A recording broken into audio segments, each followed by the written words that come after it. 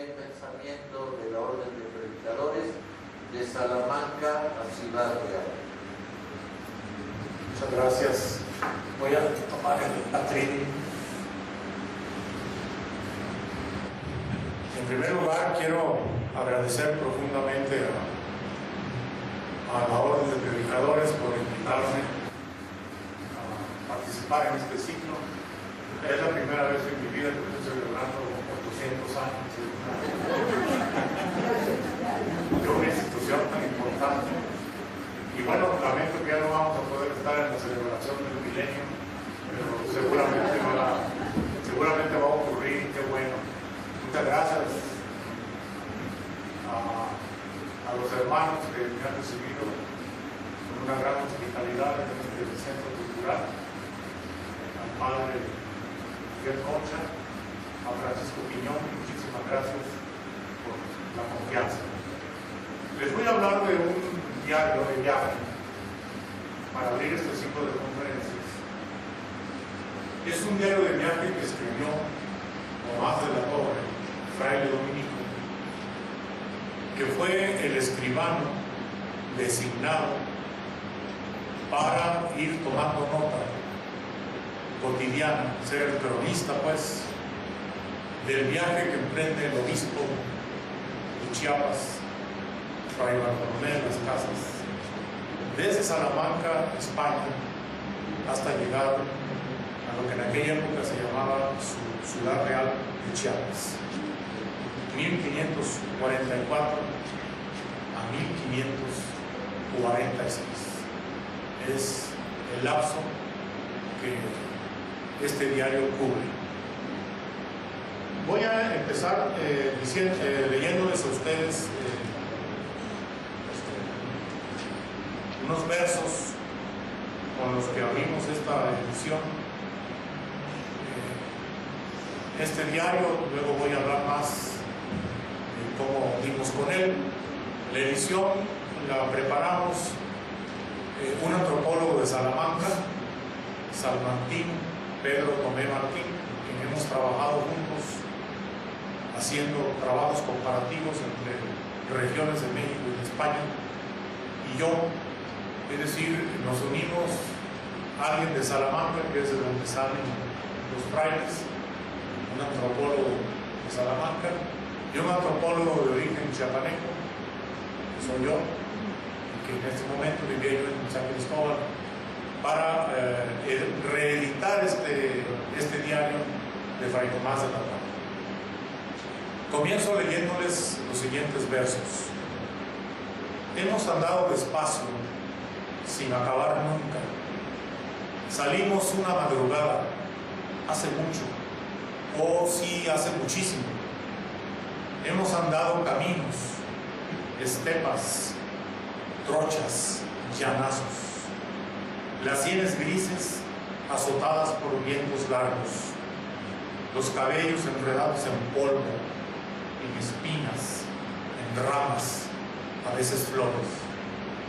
Oímos el bramar de las fieras en las noches cuando dormíamos junto a un fuego serenador, y en los amaneceres goteantes oímos a los pájaros agitadores y vimos gruesas serpientes dibujar su pregunta arrastrándose sobre el polvo. Versos de Vicente Alexandre. Y ahora un breve verso de Rosario Castellanos, la enorme poeta y escritora chiapaneca. Fuimos dejando huellas, larga y pacientemente acariciamos el rostro de la piedra.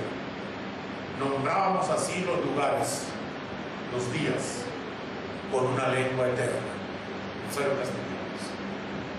El diario de viaje de Fray Tomás de la Torre va narrando los acontecimientos que suceden desde que un grupo de frailes dominicos salen acompañando al primer obispo de Chiapas, San Cristóbal, Fray Bartolomé de las Casas. Voy a irles llevando por este viaje y pues invitándolos realmente a la lectura del libro, Voy a dejar un ejemplar porque ya no tengo más, tengo dos, uno me queda a mí y el otro le va a quedar aquí con mucho gusto a nuestros hermanos de este centro cultural.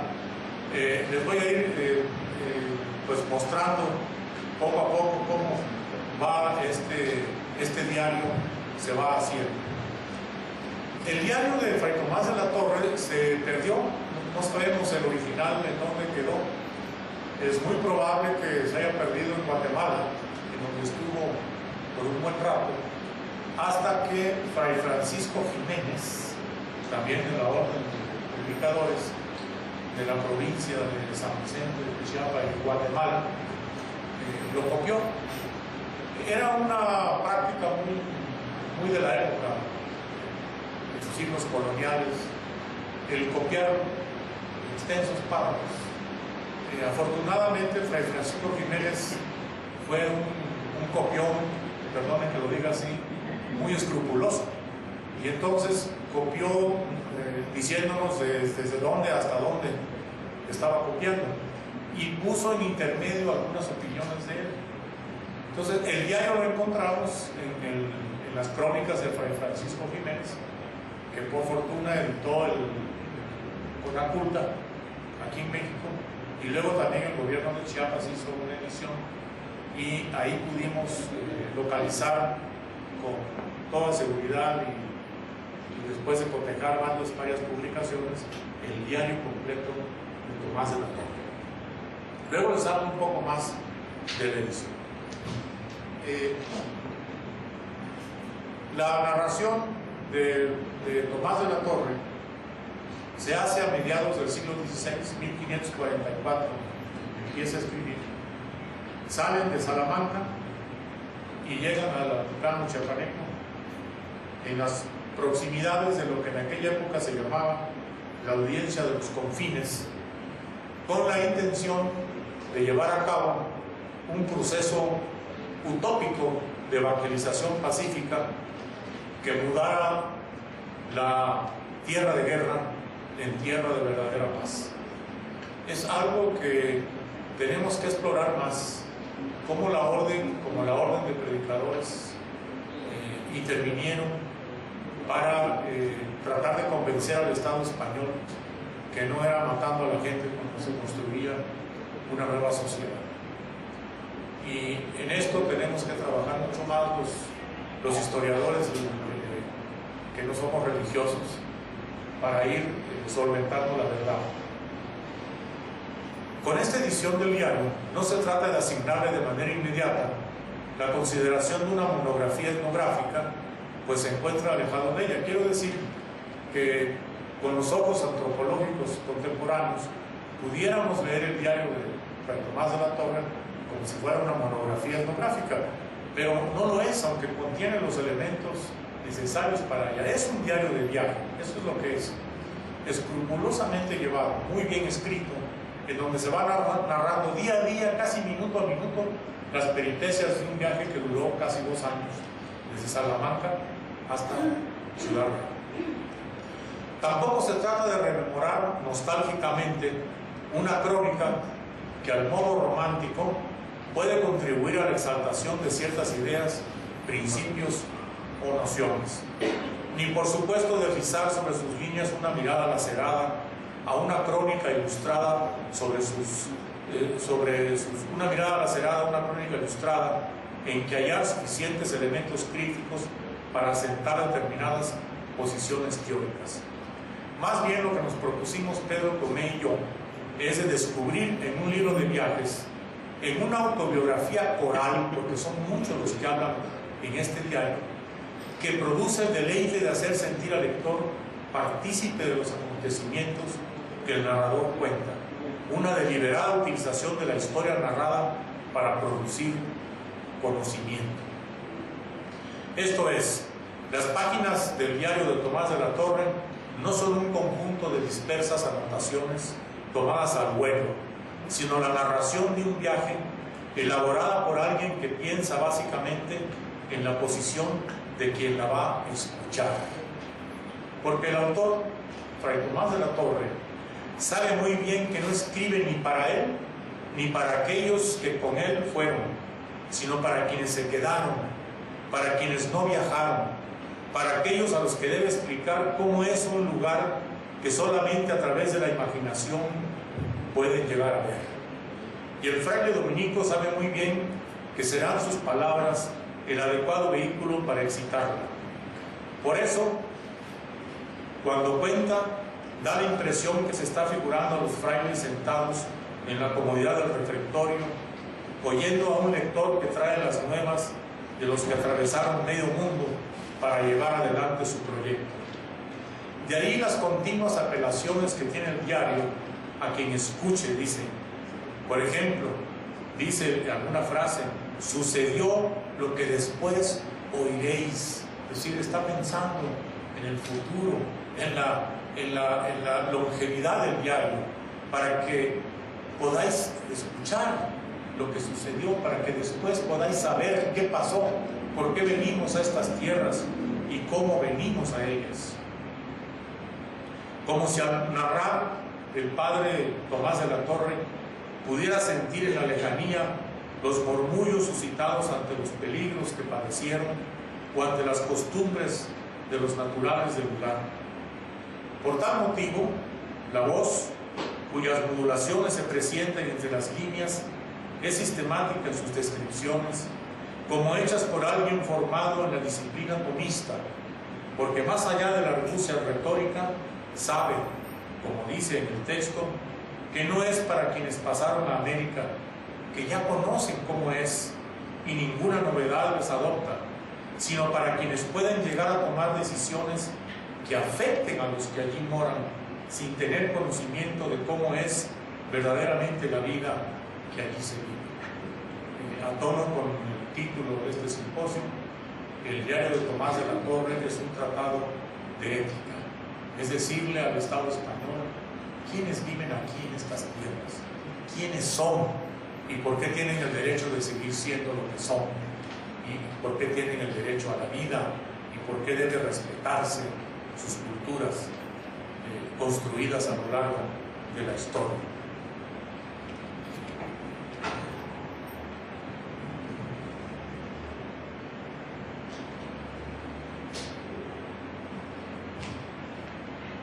Más allá de la discusión de la autoridad etnográfica, es decir, del que yo estuve allí, de quien escribe el diario, que tanto se ha discutido ahora entre los antropólogos a raíz de la irrupción de la posmodernidad en la antropología, hay un elemento en la autoría de este libro de viajes que le proporciona un valor adicional. Superando la ficción retórica, es un relato coral. Ciertamente solo una persona escribió el texto, Fray Tomás de la Torre, pero no lo hizo como autor, sino como portavoz de un colectivo. Es el portavoz de los frailes, de quienes vienen acompañando a Fray Bartolomé de las Casas. Por eso aparecen sucesos en los que él no está presente, aunque sí algunos de sus compañeros de viaje, contando en primera persona, porque han sido narrados a quien hace de intermediario, o por la misma razón aparece él en tercera persona, como cuando dice que Fray Tomás de la Torre es enviado a tal o cual lugar y dijo o les dijo esto o lo otro. Esto es, una es la pluma, muchas son las voces que la alientan. La narración del viaje de Tomás, del diario de viaje de Tomás de la Torre, se inicia una mañana del sábado 12 de enero de 1544 en Salamanca. La suponemos, Pedro Tomello, la suponemos una mañana gélida, mañana salmantina, es enero, hay mucho frío en Salamanca. Arranca esa mañana con angustias, con sollozos que a lo largo del día van concentrándose, hasta que tras la comida los viajeros comienzan a despedirse, hasta que los viajeros ya no pueden aguantar más el tiempo y hay que decir adiós, con tantas lágrimas y sollozos que no se pueden explicar. Parten y de cuando en vez echan la vista atrás. Otro sábado, un 13 de noviembre de 1546, es decir, 2 años y 10 meses y un día después entran en Ciudad Real, en la actual San Cristóbal. En aquel momento se llamaba Ciudad Real de Chiapas. Hoy que hacemos el viaje en Aeroméxico, volar y cualquiera de estas nos parece inconcebible, impresionante. 2 años, 10 meses y un día para viajar de Salamanca, España, a Ciudad Real de Chiapas. Solo la pasión, solo la convicción de quienes creen en lo que están haciendo son capaces de hacer un viaje como este. Entraron a San Cristóbal con tañido de campanas, con cantos y en definitiva, como lo dice Tomás de la Torre, con mucho regocijo y alegría de toda la ciudad. Entre la amarga partida y el final feliz mediaron 1036 días de alegrías y sinsabores, de desesperación, de esperanzas y temores, de descubrimientos y desconsuelos. Días de largas y duras caminatas por tierra o de inacabables mareos acostados en las tablas de los barcos que cruzaban el océano. Pero que alguien, un grupo tan numeroso, eran más de 46 frailes, como el que protagoniza el viaje del que estamos hablando, se disponga a sufrir voluntariamente el calor insoportable, las lluvias torrenciales, las enfermedades o quién sabe cuántas aflicciones. Legitima preguntarse quiénes eran estos hombres, por qué viajaban, dónde querían llegar, porque en definitiva se embarcaron, y se embarcaron literalmente junto con muchos peligros. Antes de continuar con las peripecias del viaje, vamos a darles algunas noticias del autor. A partir de que Fray Tomás de la Torre escribe el diario, probablemente lo deja en el convento de Santo Domingo, en Guatemala. La provincia de Chiapas pertenecía a Guatemala. Chiapas fue frontera norte de Guatemala y ahora es frontera sur de México. Es nuestro, digo nuestro en términos mexicanos, nuestro territorio centroamericano. Culturalmente Chiapas sigue siendo Centroamérica. Para un chiapaneco pasar la frontera a Centroamérica no implica ningún cambio. Seguimos hablando el mismo español, el voceado, oí vos, vení vos, sentate, ¿cómo estás? Tragalo, comelo, sentate. Seguimos comiendo lo mismo, seguimos viendo el mismo tipo físico de las personas, etc. A partir de que Fray Tomás de la Torre deja pues en Guatemala, en Centroamérica, en Chiapas, su diario, Fray Francisco Jiménez lo copia. De hecho, a pesar de la relevancia que tiene este diario, sigue siendo desconocido para muchas personas. Y esto fue uno de los motivos que hicieron que Pedro Tomé y yo lo retomáramos para publicarlo. Fray Tomás de la Torre había profesado en la orden de los dominicos el día 27 de abril de 1533 y fue electo por el provincial de la provincia de Santiago, Fray Pedro Delgado, a quien conocía de su convivencia en el convento salmantino de San Esteban, para suceder a Tomás Casillas como vicario de Ciudad Real, es decir, de San Cristóbal de las Casas. En calidad de tal, participó en el capítulo provincial que le atribuyó también autoridad provincial en Chiapas. Con ello se daba satisfacción a los frailes que se quejaban, como se ve en la narración del viaje, de que la gran distancia existente entre los lugares en que ellos se hallaban y el sitio donde estaba el provincial impedía tomar decisiones de forma rápida. Cuando de la Torre regresó a Ciudad Real, hoy San Cristóbal, volvió a hallar a los españoles en contra de los dominicos, hasta el punto de haber quemado el convento de Sinacantán, que era el primero que, como se verá en el relato, tuvieron. Política, dice también este simposio. Los dominicos se enfrentaron a los encomenderos. Desde que llegan a San Cristóbal se enfrentan a los encomenderos. les echan en cara su crueldad y les dicen: están tratando ustedes con seres humanos, no es posible que sean tan crueles, no es posible que por hacer dinero hagan lo que hacen. Los sacerdotes se enfrentan, son los primeros que se enfrentan. Los encomenderos responden quemando las iglesias, quemando el convento de Sinacantán, escribiéndole al rey de que son, hagan de cuenta que son reportes de la PGR de hoy, son subversivos, están promoviendo el desorden, bla, bla, bla, bla, bla. Esto nos lo va contando Fray Tomás de la Torre, conforme va también su diario avanzando. Hay una primera edición de este diario que hizo un arqueólogo danés de nombre Franz Blom. Franz Blom llegó a Chiapas en 1920 y pico, empleado de las industrias petroleras de la época que luego nacionalizó Lázaro Cárdenas. Pero Franz Blom, pues que era un ingeniero petrolero, su corazón estaba en la arqueología, en la exploración, en las ciencias naturales. Llega a Palenque, a Chiapas, y renuncia a ser petrolero y se dedica a la arqueología.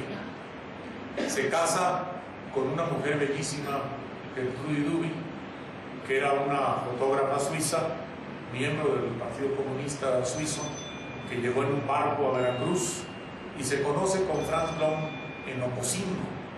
Ocosingo, antes del Ocosingo de hoy, Ocosingo de los años 20, era el labio de la selva. Allí comenzaba uno el viaje a la misteriosa selva chapaneca. Y ahí estaba la pista de aviones, avionetitas que lo metían a uno a la selva. Y Gertrude Duby, que quería escribir algo exótico, le habían dicho los intelectuales chapanecos de la época que se fuera a ver a los lacandones, que les tomara fotografías a los lacandones porque eran poco conocidos. Y Gertrude Duby, con su cámara al cuello, mujer bellísima, muy valiente, dice: bueno, ¿y cómo llego a la selva?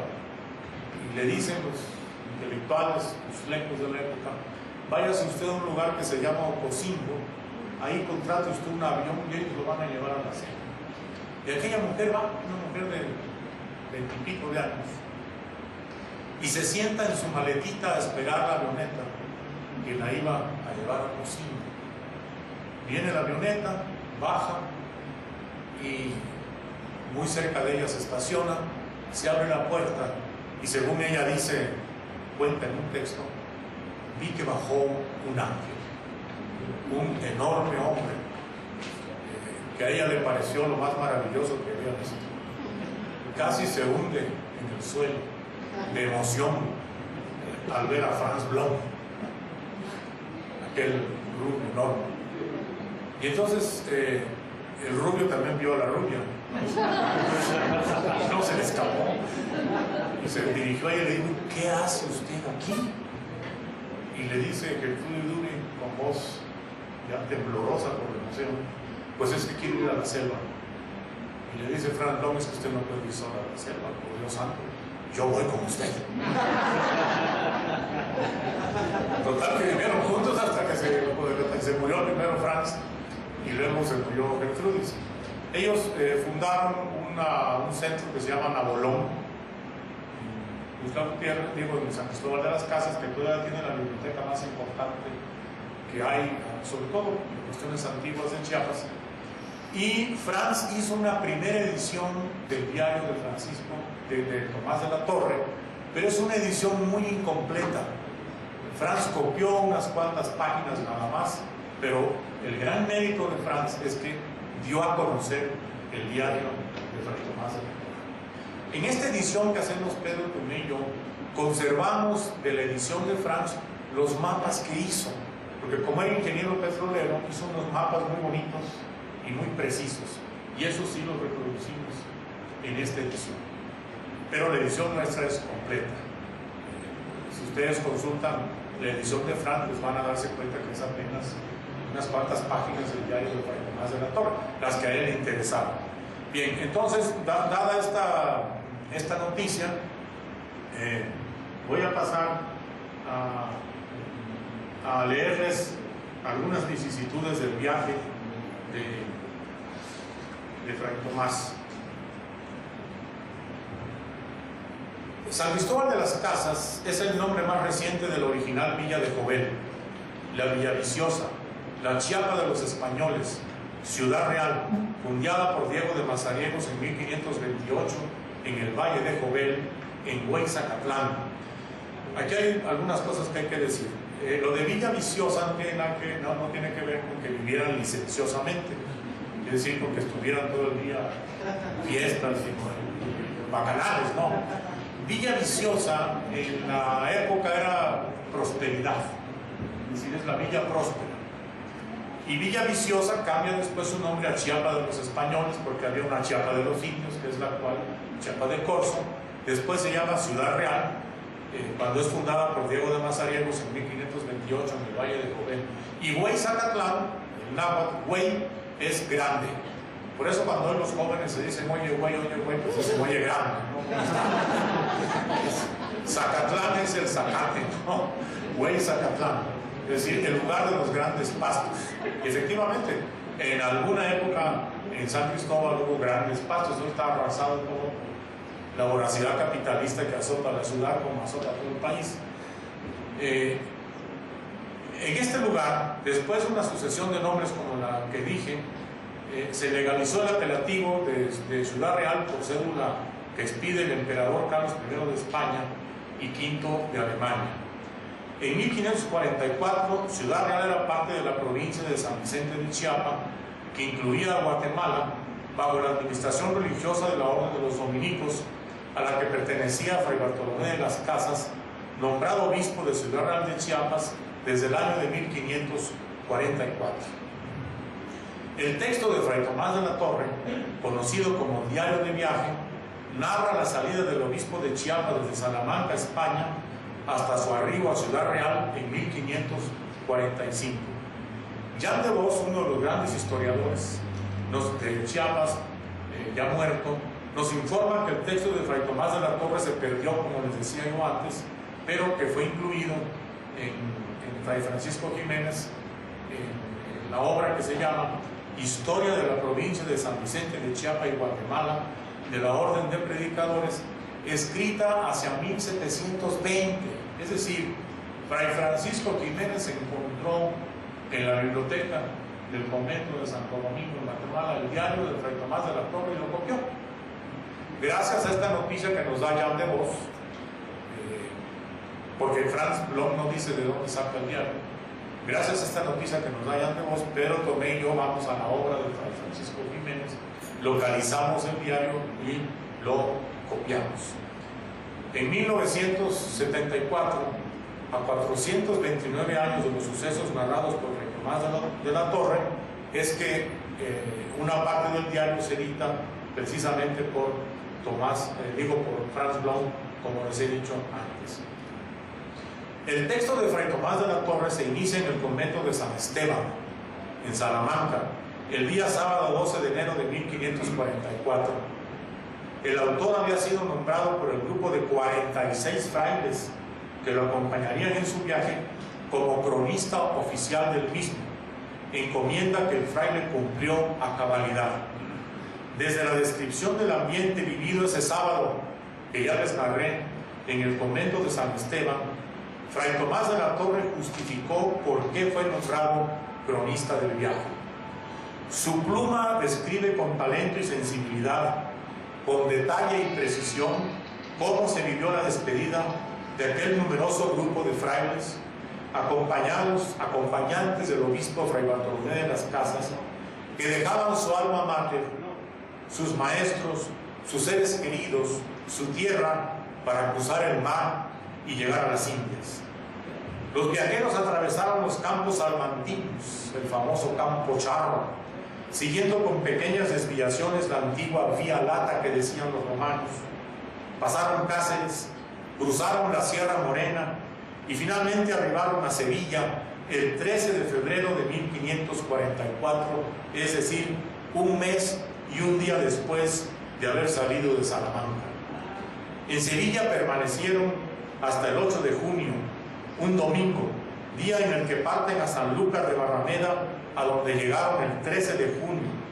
Allí se aposentaron hasta el 9 de julio, un miércoles, fecha en la que se hacen a la mar. Por la cuestión del tiempo no les voy a seguir narrando las peripecias que pasan, pero realmente en el mar no les fue muy bien, no eran marinos. Entonces pues se mareaban, etc. Yo me imagino a que por todo Fray Tomás de la Torre no abandona su encargo de escribir. A través de su relato uno lo puede imaginar escribiendo sus notas en condiciones cambiantes a cada momento. Seguramente pasó penalidades cuidando la tinta, las plumas y el papel, sus preciados instrumentos de trabajo. Seguramente en cada movimiento del barco agarraba el tintero, la tinta, el papel, que no se me vaya a ir. Los papeles que ya escribí, no tenía sacos como los necios para meterse, pero seguramente en la sotana algo había inventado para guardar las fojas aquellas que iba escribiendo. En aquel desorden sin cuento, la vocación de escribir, de usar la palabra como recurso para legar una experiencia, su compromiso de cronista, sostuvieron al fraile en su empeño de narrador. Su texto logra niveles literarios concisos, plenos de elegancia y sensibilidad, sacudidos por las furias del cielo y del mar, o disfrutando el reposo bajo un calor agobiante, bebiendo el vino nacido en olas o mordisqueando un pedazo de pan, los frailes aferraban a su misión, pensando en los pormenores de la evangelización de un mundo extraño. Hoy que comíamos con los hermanos y que mordisqueábamos el pan y chupábamos el vino, me acordé mucho de este pasaje de Fray Tomás de la Torre. Fray Tomás de la Torre escribe todo ello como si estuviese preso de una obsesión, la de no perder detalle de aquella travesía singular en compañía del varón dominico más famoso en las Américas, Fray Bartolomé de las Casas. Pasan muchas peripecias, entran al Caribe, donde les va muy mal, en la laguna de Términos se pierden, y llevaban ellos, le platicaba yo al padre Miguel Concha, que llevaban ellos grandes baúles en donde llevaban los libros, y en el diario de Fray Tomás, él dice con angustia: los libros son lo más importante que tenemos. Este simposio es también sobre ética política y los universitarios, la cuestión de salvar los libros, de salvar lo que ahí llevaban, la cultura occidental que venían cargando. Pues se ahogan y se mueren 9 frailes, no es poco, y se les van los baúles al fondo de la laguna. No sé cómo, porque no lo dice Fray Tomás, pero él dice que rescataron los cuerpos y rescataron los baúles con los libros, ¿no? Hoy tenemos escafandras y tenemos máscaras para bucear. Imagínense ustedes aquellos hombres ensotanados metiéndose a la laguna para sacar los baúles y para recuperar los cuerpos. Es una de las partes más dramáticas del diario. Uno los lee angustiándose también con Fray Tomás de la Torre y con los que quedaron sobrevivientes. Bien,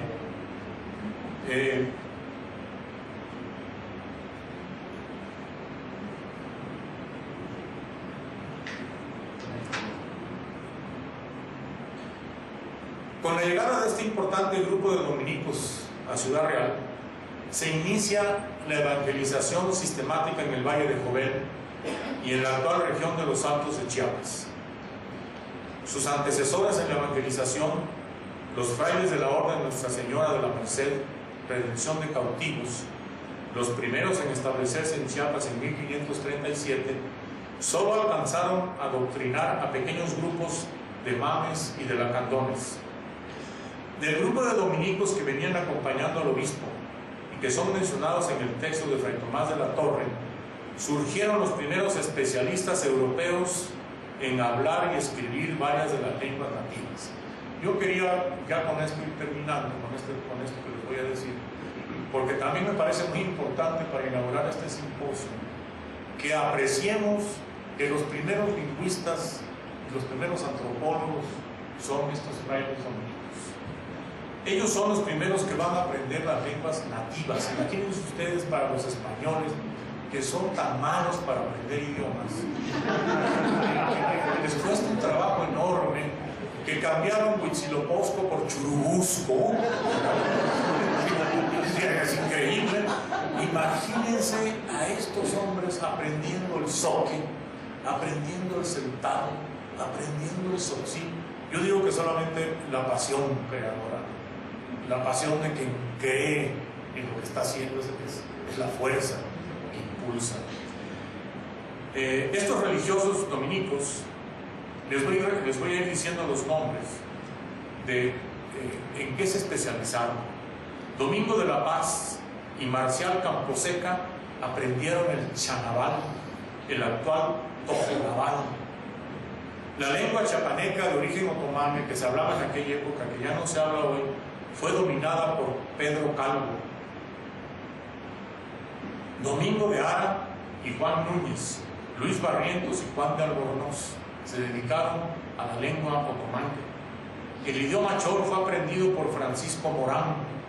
El celtal fue trabajado por Juan de Rodas y Dionisio Pereira. Aquí hay un apellido gallego. Mientras el zoque, que es muy difícil, fue la lengua aprendida por Luis González Pozarenco y el presbítero José María Sánchez, que nos dejó el primer vocabulario de la lengua zoque, que es la fuente matriz de todos los lingüistas que estudian el zoque para entrarle al idioma. Fuente, pues, imprescindible. Todos estos frailes, al escribir vocabularios, sermones, diccionarios, se convirtieron en los precursores de los actuales análisis lingüísticos, inaugurando así la escritura de las lenguas nativas americanas con el uso del alfabeto latino.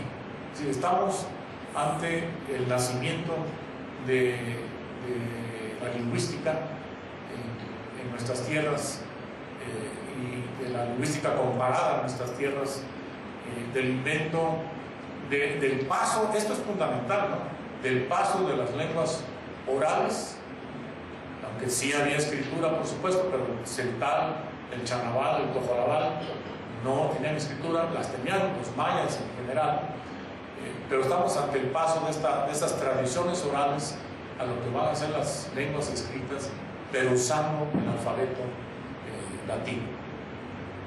Bien, por último, les voy a leer esta parte de lo que escribimos Pedro Tomeiro.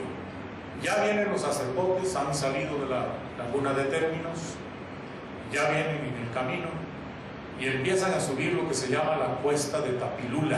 Tapilula es una población zoque que está en lo alto de lo que fue en alguna época la Selva Negra. Selva Negra porque no entraba el sol.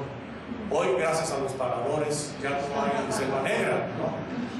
Es la selva pelona, así debería de llamársele. Cuando oigan de que la selva, la candona y todo son los cuentos, yo siento decirles que ya no hay, son pedacitos donde se toman fotos, pero eso se acabó y la selva quedó completamente arrasada, cayeron las caobas, los árboles de marimba, los grandes zapotales, todo eso cayó. Bueno, el tramo final, ya que vienen para subir ya la cuesta de Tapilula, fue un escollo formidable. Imagínense ustedes a los 30 y pico de frailes que quedaban, cargando los baúles, ahí vienen. Los frailes escalaron desde los 72 metros sobre el nivel del mar, de altura de Tiapa, Tabasco, hasta los 2.113 metros que alcanza San Cristóbal. Tuvieron que remontar primeramente hasta los 826 metros sobre el nivel del mar, que es la altura de Tapilula, y seguir subiendo hasta 1.337 en el poblado de San Bartolo, 1.636 en Pueblo Nuevo y 1.670 metros en Nuevo San Juan Chamula, y finalmente llegar a Ciudad Real. Fray Tomás de la Torre advierte en su diario con razón que no son solo las alturas, sino la composición del terreno, es decir, las dificultades topográficas de una montaña tan tupida de vegetación húmeda, lo que es necesario vencer en condiciones que le hacen escribir. Voy a citar a Fray Tomás de la Torre: todas las cuestas y puertos de España son salas barridas en comparación con estas cuestas. Eso dice Fray Tomás de la Torre, son salas barridas. Imagínense ustedes aquellos pujando con los famosos baúles cargados de los libros.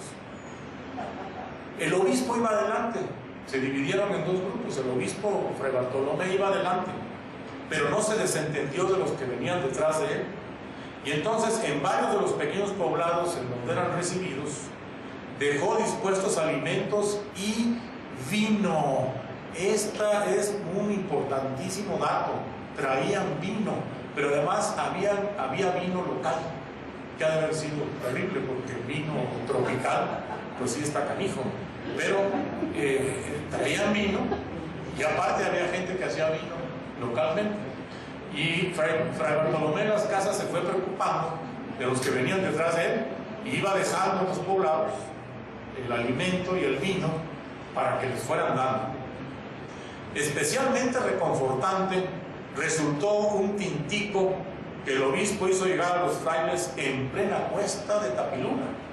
Fray Tomás de la Torre describe ese momento de inmensa felicidad y escribe, fíjense lo que escribe: no podéis pensar el regocijo que sentimos, tanto que con lágrimas lo bendecimos y dimos gracias a Dios. Nunca bocado de pan ni trago de vino tomamos tan suave en toda nuestra vida como aquel, porque íbamos para expirar y desmayados del agua del arroyo. Acuérdense que Jesucristo, el primer milagro que hizo fue meter el dedo en el agua y hacer vino. El vino es un producto cultural y hay que saber beberlo. Bueno, termino haciéndoles una invitación para que busquen el diario.